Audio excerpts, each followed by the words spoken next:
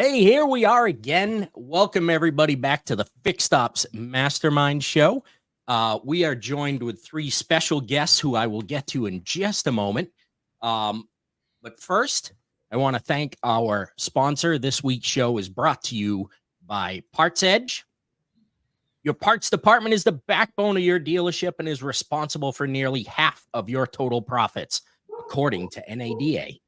Our system works within your DMS for a hybrid approach that combines the precision of automation with the nuanced decision-making of parts experts. Thank you, Parts Edge, for your sponsorship. And now, our guests. We have first Joe Clementi, Vice President of Service Operations for Mobility Works. We have John Traver, CEO of Traver Companies. And Scott Beal, CEO of IV Automotive Management. So Scott is a former dealer. He is a best-selling author. John, I got to do this to you. He is the grandfather of the automotive BDC. Somebody called me the great grandfather of virtual fixed ops events the other day. So I only gave you grandfather. Thank you. Yeah. And Joe Clementi, a great leadership, thought leadership expert in the area, was once in the dealership space, now still serving dealership communities and things through Mobility Works. Mm-hmm. So, gentlemen, thank you all for being here. Today, we will be talking about leadership, and we're going to take ourselves through three segments. Segment one is going to be what is a leader? We'll go through that and get everybody's opinions on that. Segment two, what's successful leadership look like? And I'm excited to hear what you guys have to say about that, because everybody has a little bit different idea of what success looks like and what successful leadership looks like. And it's definitely not all the same. And lastly, segment three will bring us all home with developing new leaders, what we have to do to help and make this industry better. And so we're going to start out and get everybody's definition of what leadership is to you, and has it changed over the years? Is it different than how you used to view it? I will tell you personally, my view of leadership is way different than the first store that I took over. And you can go and talk to a lot of those people, and they will tell you they did not have a good time with me as a leader. So my opinion and my definition of leadership has certainly evolved. And so, John, we're going to start in the middle with you. Yeah. So the question is, what is a leader? Is that right? Yeah. What's your definition of leadership, and if it has, how it's changed for you over time? Yeah. Okay. So let me just first say this. If you'll allow me to say it this way, I love definitions of leadership. There's quite a few of them that I've heard. My favorite is this: leaders lead. Leaders lead. And the reason I love that is because it's memorable. It's easy to remember. I look at where I'm at in my career, and I'm just talking to somebody here internally a couple hours ago, and we were on this topic. And I said, where I see myself in leadership is a sophomore. I do think it's a journey. I don't think you ever arrive at a place where you have this fully encapsulated. But I think the question itself implies how we lead. I think it begs direction.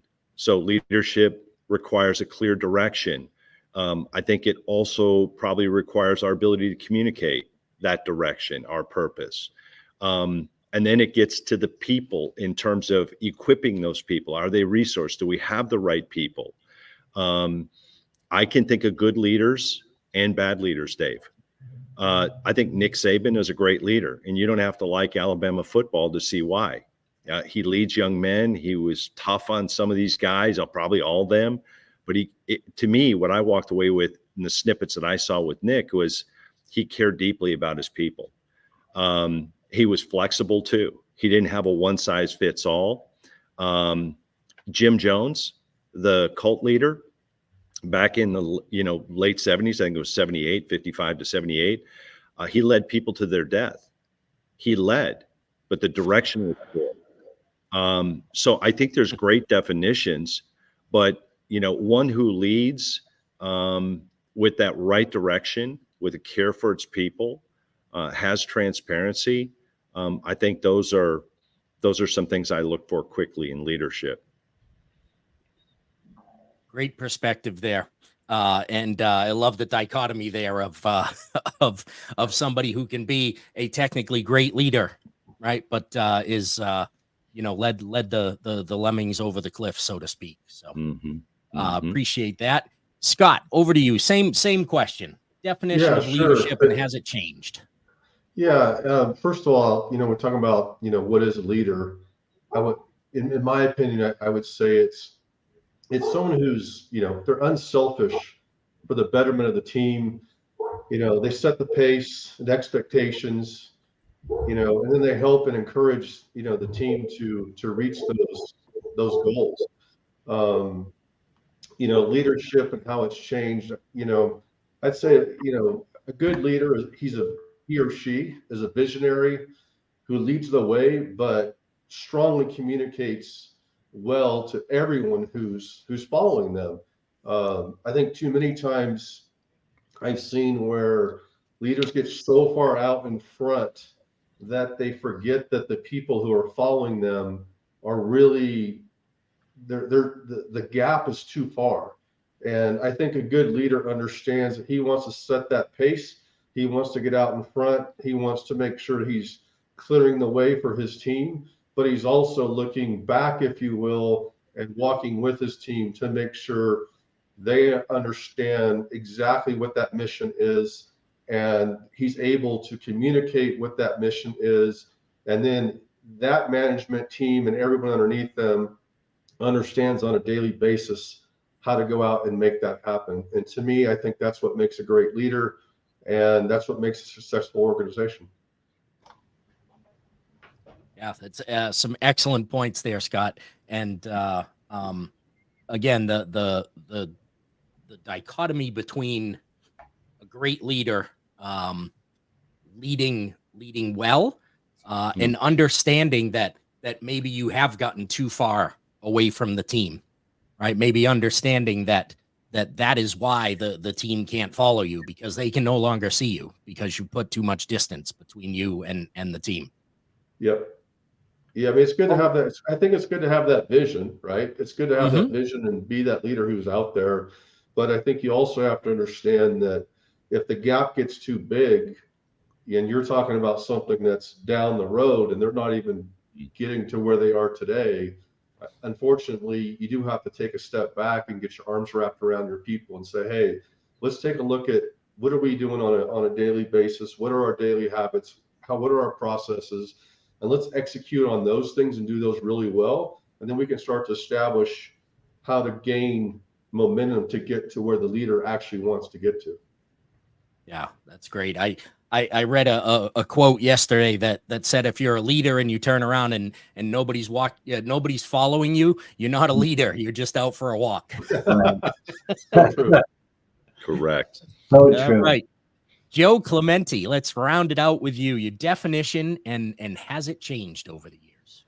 Yeah, so my definition is a leader is somebody who not only has the mental horsepower for themselves, but they're able to multiply that leadership. And by using assessments and stretching other people to their own potential, that's really what leadership is. I envision it like a talent gardener. They're responsible for caring for that garden and nurturing people so that they can become the person that they're intended to be, so that they can bring their inherent talents to the whatever profession or whatever area of the business it is. For me, I really believe that leadership is coaching, and there's such a bad connotation to the frame coaching, but John used the coach, the greatest coach, right, as a reference point. And Nick Saban does really well is he balances challenge and support by fostering an environment where people, individuals, can live to their own strengths, can build to their own potential. And I'll say lastly, relative to my view of leadership, yes, it's definitely changed over the years. In the past, it was, command and control, do as I say, only follow this process.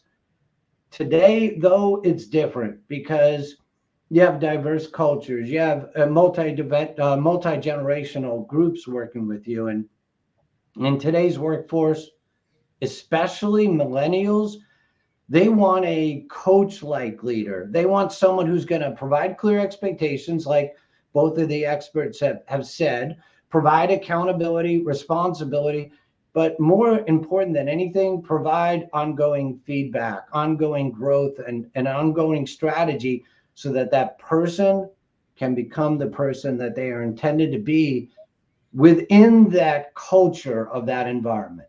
That's my assessment. I love that. And so you took us perfectly into one of the quotes of the week. I usually do stat of the week. I usually do one stat of the week. I did two because I found two that I found impactful. And Joe, you just led me right into this one. So here is your first quote of the week. And that is 63% of millennials believe they aren't being fully developed as leaders by their employers for management positions. Your stat of the week, first stat of the week, is brought to you by Parts Edge. And so that's a staggering number there, 63%, right? And when you start to dive in and think of all the times that you hear, oh, millennials don't want to work, they don't want to work, they don't want to do this, they don't want to do that. But I think you hit on it, Joe. They're looking for a different leader. Right? They came up in a different age than probably all four of us on this stage right now came up in, and you need to be able to adapt to that.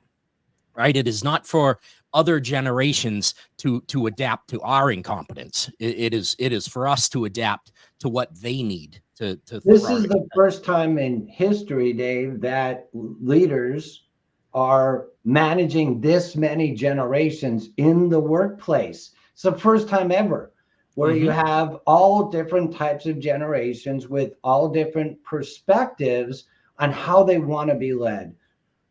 Yeah. Leadership in and of itself is understanding how to tap into the best potential of that person. So they're delivering on the mission, the intention, the purpose, the goal, the within the culture of that organization. If you can't do that, right, to your point earlier, you're walking by yourself. You're leading no one. Exactly.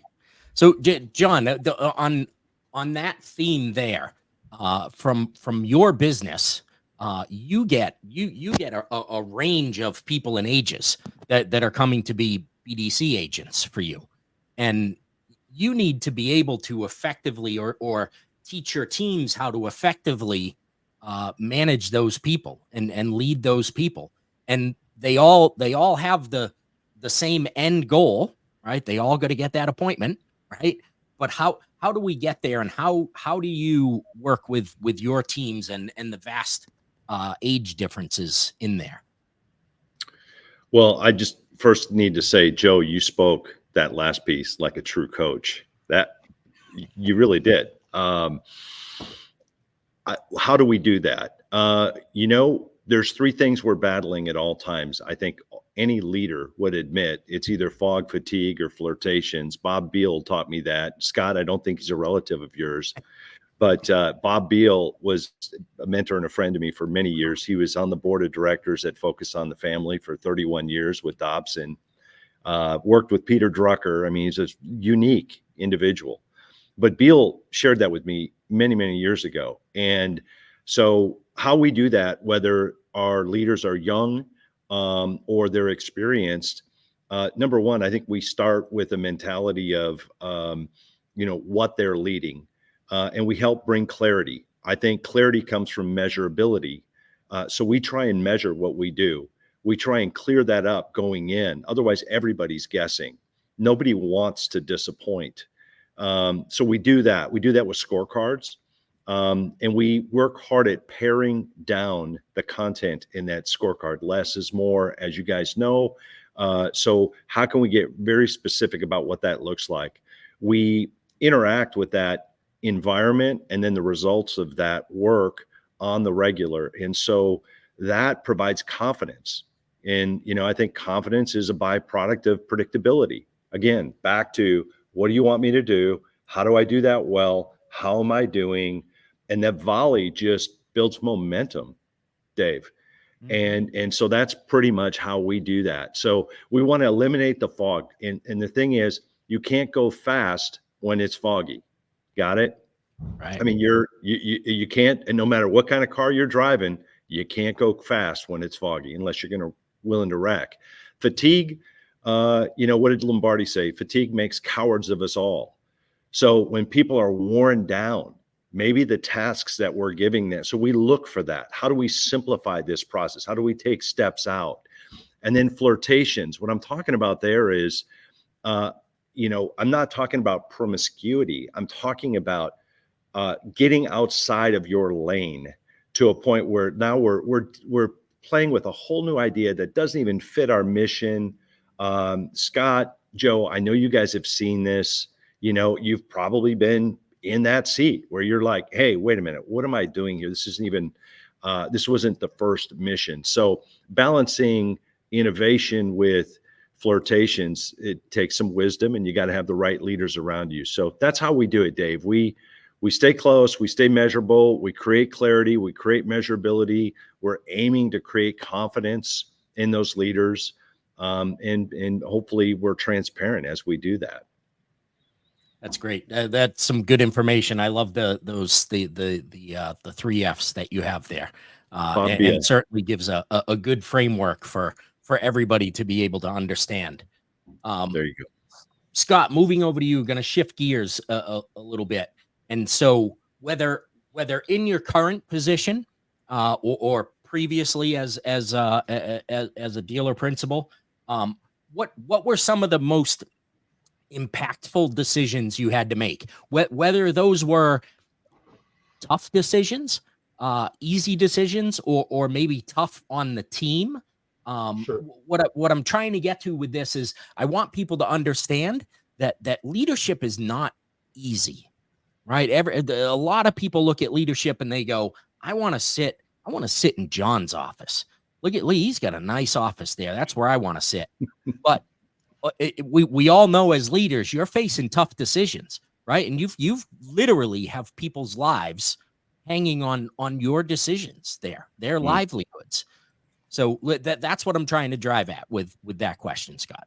Yeah. Thanks, Dave. Yeah, I would say, any position of leadership, especially when I had a couple stores and had a few hundred employees, every day I would get up, I would think, the decisions I'm making today affect 300 families.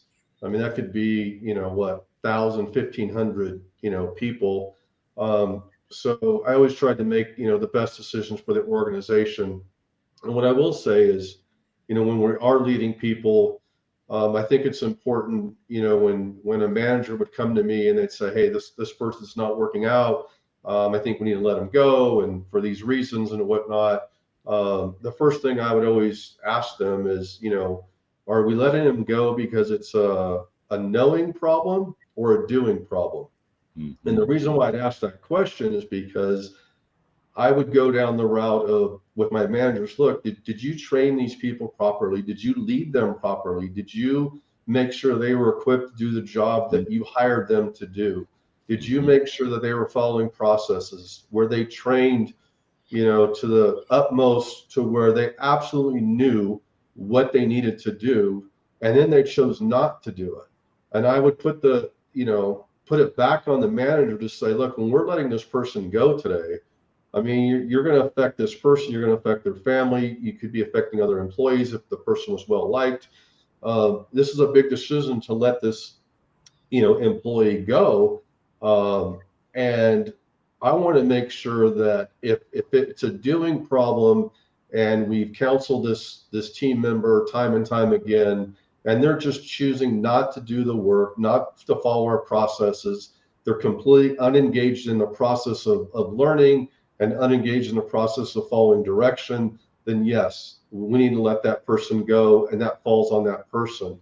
But if it's a knowing problem and we didn't teach that person properly, we may still let the employee go. I get it. But I'm going to have a really good sit down with that manager to make sure that it doesn't happen again, because if it was a knowing problem, I'm going to put it back on them.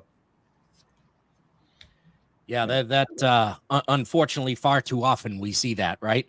Where it's a knowing problem and somebody loses their job because of it. I was just having a conversation with my son yesterday, and John, I know you met my son. We were just having this conversation yesterday about somebody, and I said, well, they can't, that person can't be let go and have it be a complete surprise to them. Like, they have to Right. know it's coming. Right. Nobody, unless you were stealing, nobody should get fired if they didn't see it coming. Right. And I guess if you were stealing, you should see it coming anyways at some point. But, as far as job performance, whether you have the skills or not, nobody should be blindsided by that if we're doing our job as leaders. And so, Joe, I want to take this question to you also, because at Mobility Works, you've got people that are really dependent outside your outside customers who are really dependent on the vehicles and the products that you deliver. And so same question there. What are the impactful decisions that you're having to face? I really thought about this question a little deeper, because I think the most impactful decisions for me personally are the ones that change behaviors, not opinions.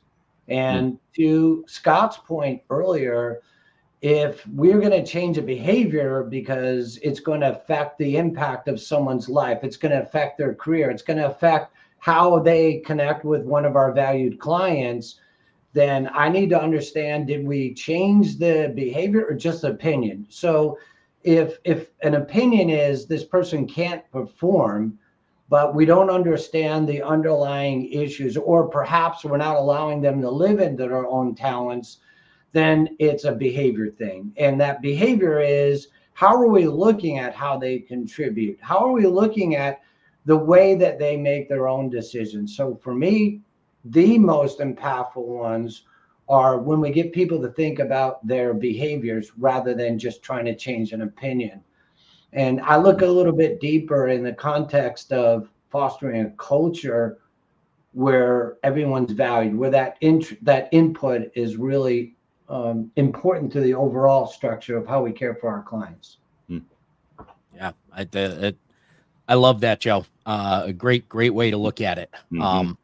And so now let's be real with the people out here that are watching, right? Well, let's talk about some failures that we have had, and what we ourselves either learned from it, or what somebody else who's trying to come up as a leader and doesn't want to make those same mistakes can learn from it. And Scott, we'll start with you on this one. Yeah, sure. Thanks. Man, biggest failure. What can I learn from it? There's been plenty for sure. I think for me personally, I know that, when you're in the thick of things and, you've set an expectation, or the factory has, on certain metrics and KPIs, and you're really focused on those numbers, and every meeting you're talking about numbers. I think me personally, I probably spent too much time talking about numbers and not enough time coaching growth. And what I mean by that is, when we're going through that process of chasing those numbers each month, each quarter, each year, I think it's important that through that process that we are setting aside time to actually have great coaching moments with our management team. The management team we have is doing the same with their staff and employees, and down the line there. I think that too many times people don't see coaching as something that's necessary or a great tool for their organization. They think, okay, we're going to train. And I talk about this in my book, where, there's a lot of organizations. If I go into a store to do some consulting work, and I'm talking to the CEO, and I'm going through and, tell me about your training. And man, they are on top of training about processes like there's no tomorrow. They can tell you how to sell a car, write a service order a part, they F&I, whatever. They have everything down the line in their processes. But I start to talk to them about coaching. And what I mean by coaching too is talking about how to develop a person's personal growth and transform that into their career growth. Are we talking about those things to make them a better person overall, so they want to come to work, they want to perform, and on top of that, they're loyal to the company for a long period of time, and you don't have as much turnover doing that, which results in, of course, less turnover, higher profits, better CSI, and everything that goes with it. So to me personally, I think that's where that's where I ended up. Mm-hmm. Yeah, that's terrific. And John, I'm gonna come over to you for this. Biggest failure, and what can we or others learn from it? Yeah, I think back to when I started Traver Connect. I had Traver Technologies in 91. I sold it to ADP in 2000. I thought I would stay a few years. I stayed 10. So it's 2010. So at that point, I have 20 years of business development under my belt. And I see this void in 2005. I went to ADP executive committee. I said, guys, I really think we need to have something around service. They said, it's really not our sweet spot. And so, okay, I left in 2011, started Traver Connect. There's a ton of data on the inbound side. I wanted to do outbound. Most of what I thought was accurate in outbound, Dave, was no longer accurate. The mobile phone had impacted most of those events. And so, as I look back on that and what we were leading people to do, what I was leading people to do, we had to pivot quickly. So I like what Scott just shared. Whether we're relating to a new initiative, a new product, a new leader being appointed, I think the biggest failure is typically not learning from a mistake. It's general, but it's true. Mistakes are opportunities to learn, but repeated mistakes say that we don't care as leaders. So that's the key. I think credibility is a result of being, basically being humble and just saying, hey, gang, I really screwed that one up. And I thought this, and can we get a reset here where you guys, are we okay? And then off and away you go. So that's short version, but it's close to the vest, and it's true. Yeah, that's certainly a big learning point is to be humble, right? To realize that. Go ahead, John. I just want to add that for those that are listening, we had a meeting with a manufacturer here this week, and they're here because of our outbound initiative, because of how much traction it gets. So, I mean, it came a long way, but there's the payoff. Joe Link, you sat in the meeting. I mean, there you go. So it does pay. Mm-hmm. Yeah. But looking back, you don't get that meeting yesterday if you weren't humble back then, right? Because you would have and being surrounded by the right people and the right Mm-hmm. people. I mean, it's not really just me. I mean, it's really the sum of a bunch of people, but fostering an environment where you can make a mistake with the caveat that we all agree that we're going to watch and we're looking for the best idea. And that's the idea that wins. That is a great way to look at it. The best idea, no matter who it comes from. That's it. Love that. All right. Quick break for our quote of the week. Quote of the week brought to you by Parts Edge. And it's: a leader takes people where they want to go. A great leader takes people where they don't necessarily want to go, but ought to be. Again, brought to you by Parts Edge. Thank you so much for bringing us that. John, that ties into what you just said. You've got to be humble enough to realize when you have made a mistake, to be able to correct that mistake and help lead the team through that, and help let the team be the one, right? You're driving through the fog there, John, right? It's not always you that has the fog lights. Maybe it's one of the team members that has the best lights in the fog, and you need to let them use that. So, all right, we are going to move on to segment 2, which was successful leadership. And Scott, you just touched on training. Brad Lee, if anybody doesn't know him, you can look him up on Instagram or whatever.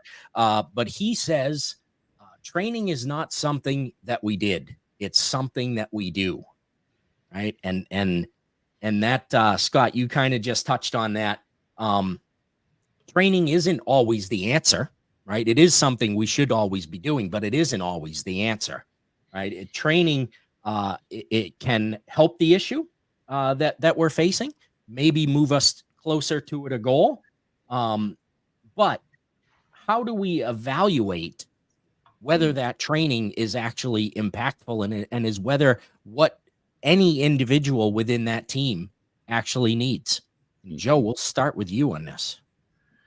Yeah. So how do we identify whether it's what we need? Is we first ask better questions, right? And I'd like to change the narrative from the word training, because training means we train dogs, but we develop people. The subtle nuances are really important to the narrative, at least in my humble opinion. And as we develop people, as we anchor learning, growth, as we get them engaged, the byproduct of that is the measurable results. The byproduct of that is how they begin the ideation process, how they bring innovation into the environment, how they take an existing problem and they look at it with a different set of lenses, how they approach challenges as a result of becoming a more well-rounded, informed leader. And I want to go back to something Scott said, right? We get all the skills in the automotive world. And as I talk to leaders throughout the automotive environment, we have that training, we have this training, we have that training. Those are all fundamental to business success. But the one element that's really missing, and I love the fact that Scott brought it up, is the development of people, is actually developing their leadership skills and teaching them how to multiply that throughout the organization. You have one leader leading, ultimately, the outcome are only a result of one leader, where everyone else, all the decisions are being made for them. And they're not really able to contribute their best, not able to add their perspective, their insights, their talent, their creativity. You know, John said, you know, when you think about all the people that are involved in making a good decision, they all have input. When they have input, better results come, right? When different people ideation process is better, everything as a product or a byproduct of that are just simply better results. Yeah, it's a great way to look at it. Scott, I'm going to jump over to you and same theme, but on the training and development of people that you brought up. How do we actually evaluate whether somebody can be a leader? Because the reality is not everybody, and I'm not saying that a leader is born, right? I do believe you can learn to be a leader. I was certainly not a good leader the first opportunities I had, but not everybody is cut out to be a leader. And so how do we evaluate whether they are somebody or not? Yeah, that's a great question, Dave. One of the things that I would do, whether I was interviewing on the outside, but 100% absolutely I would do if there was some sort of promotion going on internally and I was interviewing candidates for that internal promotion, and everyone kind of knew the basic, interview questions, if you will, maybe what was going to be asked, but the kind of, I wouldn't call it a trick question, but it was a question I asked every single time was, let me ask you, what are you doing outside of work that has prepared you for the opportunity to lead people in this upcoming position? And the reason why I'd ask that is because I want to know, what books are they reading? Are they motivated to learn? Are they listening to the right podcasts? What are they doing outside of work? Because if they're only relying on the workplace to grow as a person or as a leader, you're just not going to get there. So if they've taken the initiative to take classes and online classes and go to, conferences and things like that to learn from, the Brad Lees, the Grant Cardones, whoever it might be, and they really have put themselves in a position for the next level, then those are the people that I was looking for. Yeah, that's I love that interview question. That is one everybody should jot down and add to their repertoire. So John, let's stay with this subject and move to you. Because over the years you have certainly developed your fair share of leaders. And I'm sure you've come across some that just weren't going to make it. So how did you evaluate that? I loved this. This is my favorite question you had queued up for us. I think it's a great question. Point blank answer. My experience at this point, this stage of my career has taught me they will have led previously, Dave. Okay. Now, what may surprise you is how far back. I've learned to look back, Dave, as far as the playground. Like if I'm interviewing you, if you remember, you and I had a conversation one time, and I literally asked you about grade school. You remember that? I certainly do. Yeah, because on the playground, so if you didn't lead on the playground, does that mean this person's not a leader? No. But if you led on the playground, I know there's a leadership quality sitting there that started very early. What does that look like? Typically, if you played to play and be part of the group, that's a team member. If you were the person organizing it, you may or may not have been the best participant, athlete, etc. But that's another picture. It's wild to see those traits in people for me. The second thing I would say that I've learned is it's very important when you get on this topic in a larger audience to edify team members that are not per se leaders by build, how they're bent. Okay. And here's why. If you're the world's greatest leader and the rest of us on this podcast are team members, you do understand your job is meaningless unless we execute, right? And so to me, as a leader, I will say that to the audience. This is a great idea, or this is to our teams. Look, I'm just one guy. And this idea is DOA unless you guys can execute this. Together, if we all can grab an oar, if I can create and this guy can develop and this gal can drive it and execute, guess what? We're going to win. We're going to make some progress. So to me, it's be careful about A, too much shine on the leader. B, everybody leads at some level. You lead yourself, right? And then C, there are tenets of leadership that go way back.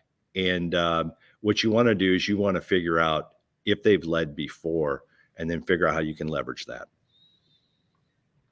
Yeah, that is a great point of leading before, and again, part of a conversation I was having with my son again yesterday was about the fact that the leader may not be the one holding the title, right? We all hold titles that say we are the leader, but you may not hold that title, and there may be a strong service advisor that is way more influential with the other advisors or in the shop than you are as the leader, and you need to be able to identify that in some way, shape, or form.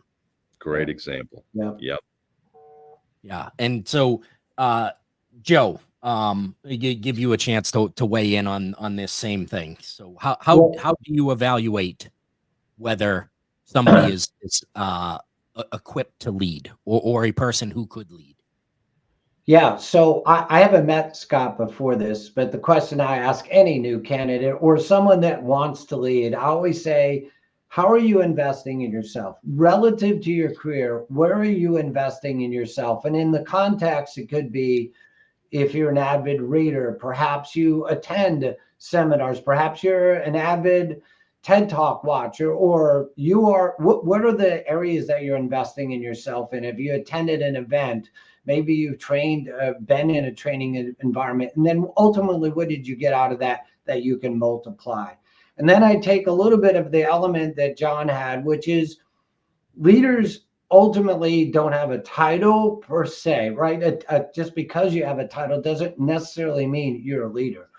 So leading is really being able to multiply that and get others to do and bring their best to a situation. And it, like you said earlier, David, just because you have a service manager's title doesn't mean your service advisor isn't a leader. They actually may be a better leader because they can influence the outcome.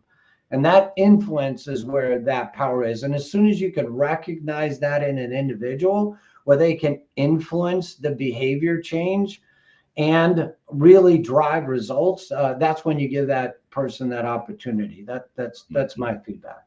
Mm-hmm.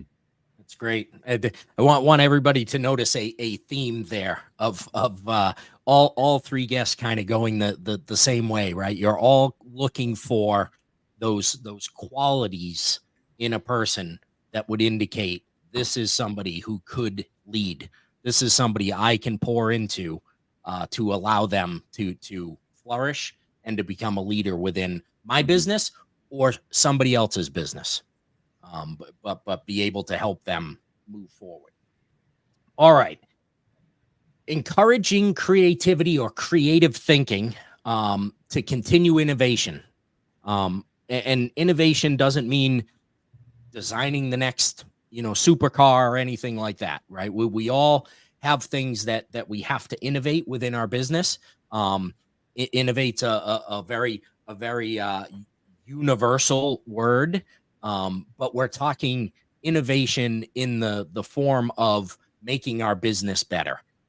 And so how do we do that as leaders? What are the best ways to help people creatively think so that our business can continue to evolve and innovate? And Scott, we'll start with you on this one. Yeah, thanks. No, a couple of things come to mind when that question comes up, and I look back at the 35 years I spent in the car business and sitting in meetings, whether I was an attendee or the leader of the meeting.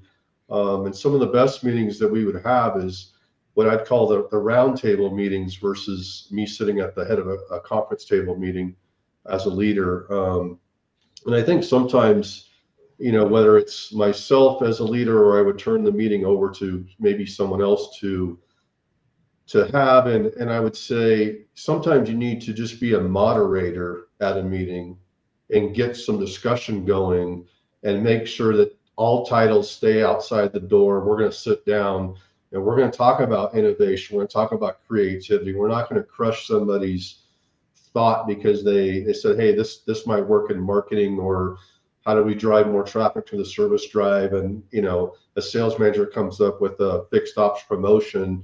You don't want everybody in that room kind of rolling their eyes like, why is he talking about fixed ops if he's a sales manager type situation? So, one of the things that comes to mind especially is, the Steve Jobs quote, right? Which is, I didn't hire smart people so I could tell them what to do. I hired smart people so they could tell me what to do, right? So I think it's super important to open up, not always, but make sure that you know it when you're going into that meeting where you say, hey guys, we're having a roundtable meeting today at 10 a.m.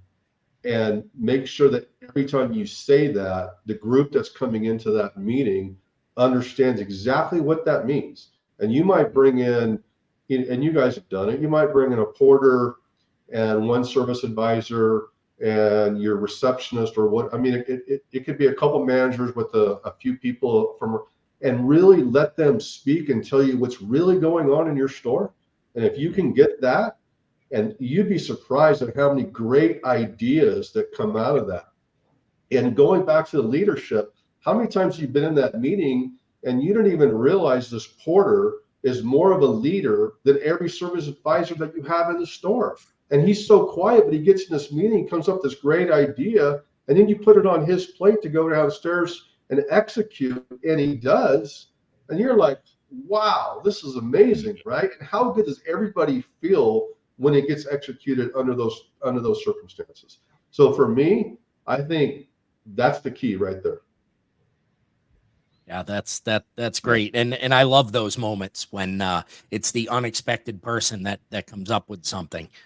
When I started this fixed ops mastermind back in 2019, one of the things that I was saying as I was trying to generate support for it was whether you had 4 months or 40 years in the industry, your voice was wanted and needed, and you had something to say. Right? Sometimes we need fresh eyes to look at Right. things. Yeah. And to show us what has been under our nose the entire time. That's right. John, creative thinking. Yeah. I think by asking questions, questions drive dialogue. Questions imply something. What do they imply? They imply that your opinion counts, right? And that's where you were just going.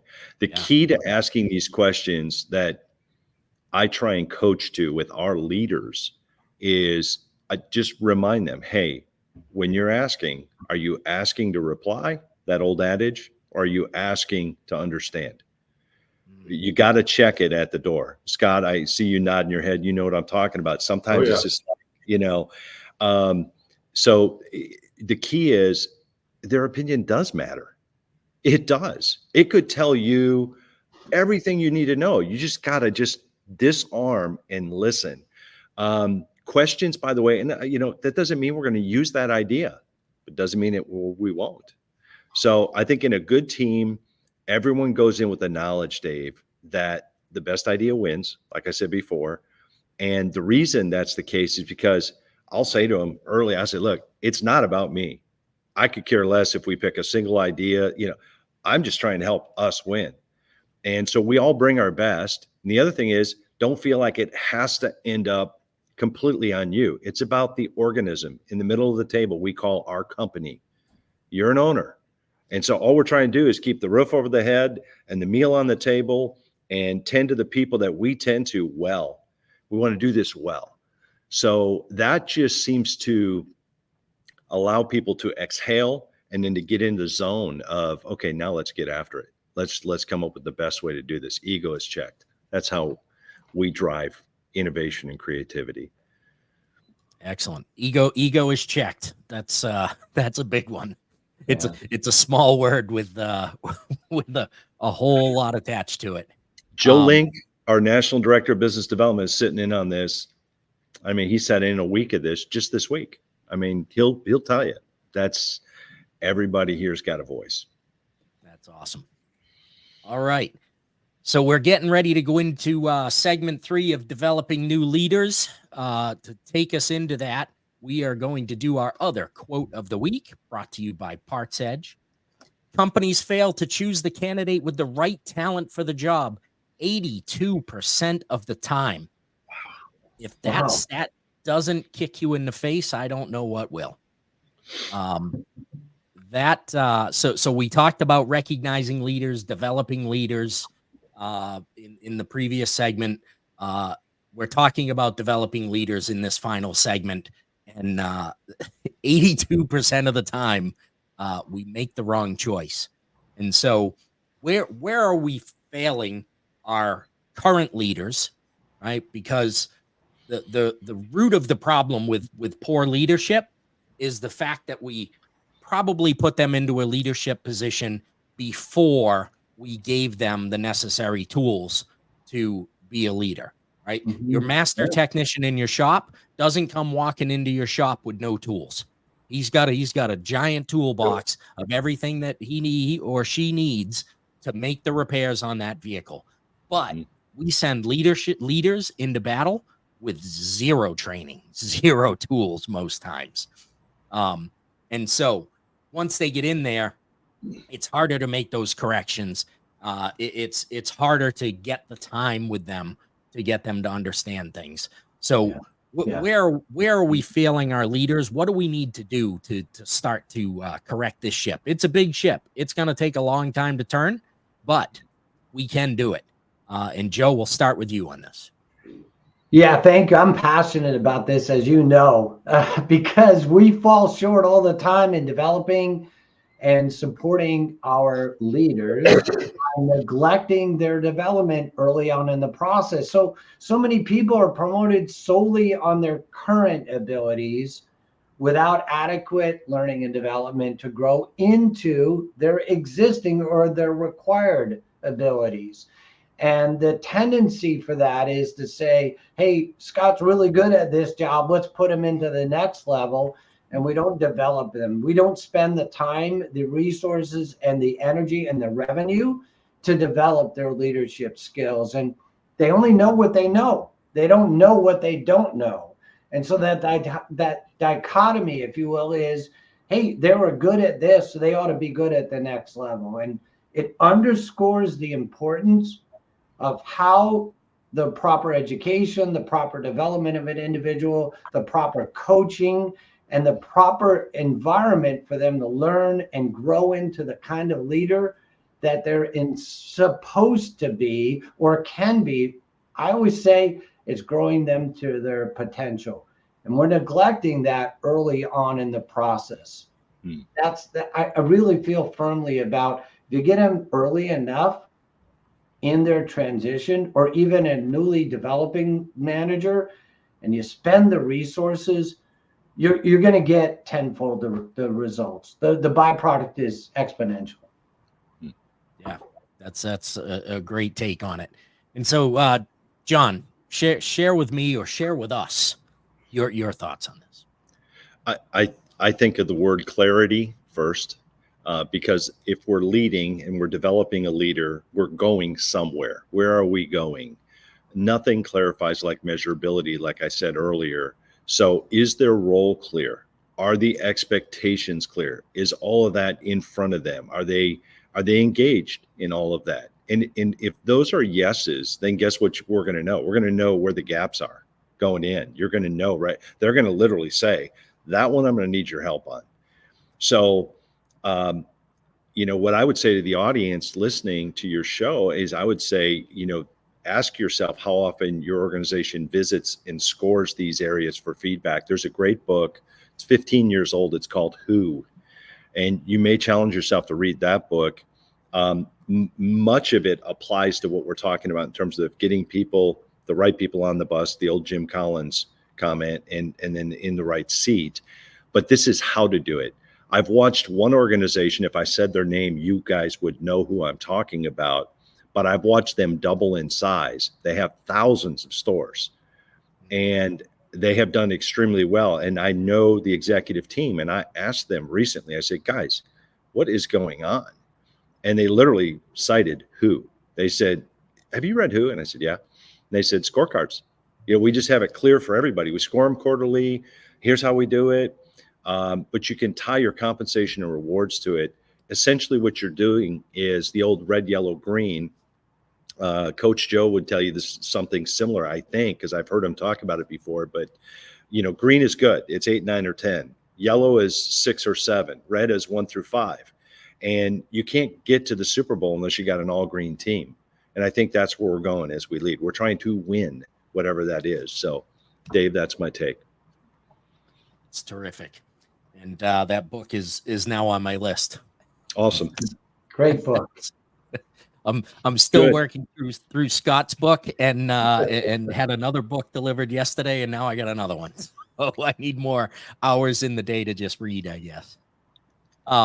Scott, let's talk to you about top qualities of a leader. I'll tell everybody mine: honesty, empathy, communicates well, they're positive, and they are an expert delegator.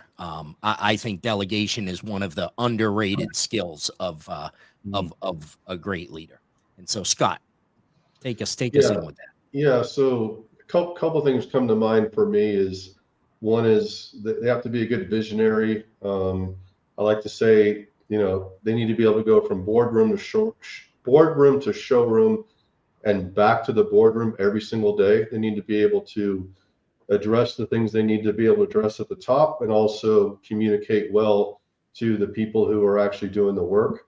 But one thing I want to mention that, again, I talk about in my book that is extremely important is mentorship. And I think too many times, if we want to promote someone, say in the service drive to an upper position, we always kind of, partner them with someone and say, hey, can you kind of mentor this guy for a week or two and make sure that they understand, the lay of the land. But how many times do we do that with our manager staff, right? So what I mean by that is, if a service advisor gets promoted to service manager, is the GM in that store or your fixed ops director, are they really mentoring that person for that role? And on top of that, I always like to say, from a mentorship standpoint, you should always have a mentor and you should always be mentoring someone else. And by doing that, it'll create the flow of people becoming leaders and moving up the ladder, if you will, within your organization. And then everybody wins at that case. And I don't think we do enough of that in the dealership world, where we really have strong mentorship, where there's some great one-on-one meetings that are going on that are help building people up. So as you're getting built up in your position, you're helping the person below you get built up to take over your position. Yeah, that's terrific. I think that there's a lot of fear around that in automotive, probably in a lot of industries. But the fear of, if I impart all my knowledge and wisdom on the person coming up, that person is going to take my job. And to me, if they take my job, good for them. Yeah, good. Right? Yeah. That's Good. That's good for the organization. Well done. Absolutely. Yeah, exactly. I have done my job. Yeah. You want it, come get it. Yeah. Exactly. And listen, at the end of the day, your success as a leader should be determined by how many other leaders you have created. Yes. Right? Not necessarily by how much gross profit you drove, but how many other leaders you created, either for that business or other businesses. So that becomes your legacy, right? Yeah. Yeah. Absolutely. That's right. Absolutely. Something everyone should be proud of. Anybody who has developed somebody who has become a leader, that is something to be really proud of. And so we're coming into the last couple of minutes here. So this is a long question that we need quick answers for. So Joe, we're going to start with you. How do we make this change? It's an industry of a 30-day cycle, right? But we need to have a way to make this change. Couple of things we can do. All right. So you said earlier, it's like trying to turn a big battleship in a kiddie pool, right? It's going to take time. And so I look at it as a two-pronged approach. We got to shake up the whole idea, the whole notion of what learning development really is, especially as it relates to leadership. And then lastly, we got to understand what our measurables are, and then what that means in terms of impacting the people around us, and ultimately as it correlates to the growth of the business. Excellent. Scott? Yeah, I would say, we need to focus on the processes and daily habits. I think too many times we say, hey, we want to make $30,000 gross per day in fixed ops, as an example. And at the end of the day, you go, as a GM or owner, you're like, hey, how much did we make today? The questions we should be asking is, how many appointments did we have today? How many came in? How many did the processes drive the traffic to the store that allowed us to get to the gross profit that we need to get to? And if we can focus on that, we'll get to our number at the end of the week, end of the month. Terrific. John, take us home. I would just say, as you choose who you partner with, who you work for, fly with eagles, right? Pick your team, talk long-term development. Incremental improvements have to happen too, obviously. So not everything can be just long-term, but you're looking for compounding effect type environments, and you'll listen to leadership that has that. Find one that wants to grow, can grow. It's going to commit to, as Jim Rohn used to say, meaningful progress in reasonable time. Terrific. All right, everybody, we are at time. I want to thank Joe Clemente, John Traver, Scott Beal. Thank you. Grateful for your time here. I know the industry is going to get the ones that watched it live, a ton of knowledge out of this. This will be replayed Tuesday night at 8 p.m. Eastern Standard Time. And it is also available on demand. Anybody that needs the link can reach out to me. I am easily found on LinkedIn, and I will get you that link so you can watch that anytime. Definitely a show you should be playing with your teams to help them grow. Next week, we're talking remote service, and we have Jim Sabino, Jeremy Stevens, and John Schmidt. So going to have a great show, a lot of great knowledge coming there on remote service, something that is big in the industry and a new way to help serve our customers. And so with that, another thank you to our sponsor, Parts Edge, and we will see you all next week. Obsessed with creating the perfect inventory? Us too. Parts Edge gives you the tools you need to outpace the competition and provide the highest level of service to your customers. Parts Edge is a powerful tool for parts managers to get the job done faster. Imagine what it was like when the impact wrench arrived. It made mechanics 3 times faster. Getting the job done without the latest technology makes it difficult to keep up. Besides all the other responsibilities you have, you work hard to have all the right parts you need when you need them. Parts Edge was designed by parts people for parts people to make that job a lot easier. Parts Edge saves you 4 to 6 hours every week and can increase your sales by 10 to 20% in just 12 months. Not bad for your bottom line. Take your obsession to perfection with Parts Edge. Call us today to find out what Parts Edge can do for you.